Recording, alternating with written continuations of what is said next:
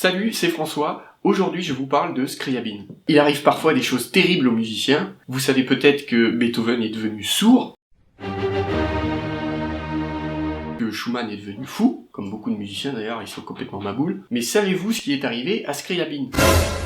Alexander Nikolaevitch Scriabine est compositeur, pianiste, il est russe, né à Moscou en 1872 d'un père diplomate et d'une mère pianiste, qui malheureusement est décédé peu après sa naissance. Son père est expatrié, il est confié à ses grands-mères et à sa tante, qui lui donnent ses premiers cours de piano. Grâce à son oncle, il rentre dans le corps des cadets de l'école militaire de Moscou, et comme il est très doué et un petit peu pistonné, il a le droit à un régime de faveur qui lui permet de jouer du piano plusieurs heures par jour. Ensuite, il rentre au conservatoire de Moscou, il fait ses études et se lance dans une carrière de pianiste. Donc il est en tournée en Europe et lors d'un passage à Paris, il rencontre un couple très riche de collectionneurs d'art, les Morozov, qui deviendront ses mécènes. Enfin, surtout elle, Margarita Morozova, qui est une femme très cultivée, qui lui octroie une rente pour lui permettre de composer. Parce que toute sa vie, Scriabine a été fauché de toute façon. Et elle le décrit comme ça.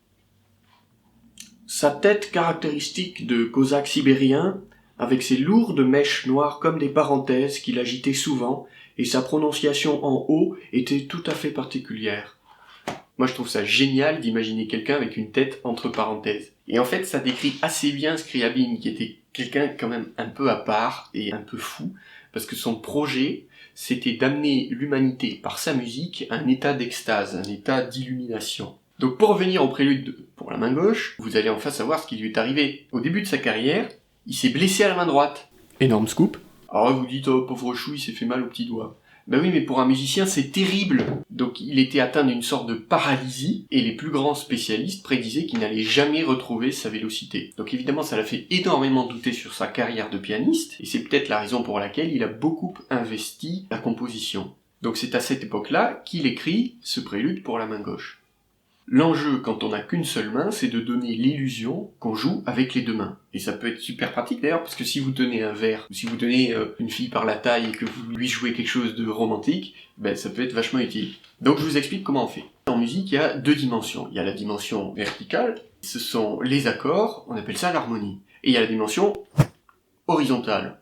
Et ça, c'est le chant, c'est la mélodie. Donc on coupe la main en deux, avec le pouce et l'index, on joue le chant, plus intense, au premier plan, et avec les autres doigts, on joue l'accompagnement, plus discret. Astuce, donc ce prélude il est mélancolique, il est intimiste. À tous les romantiques, ceux qui ont les cheveux longs et la tête entre parenthèses, ce prélude est pour vous.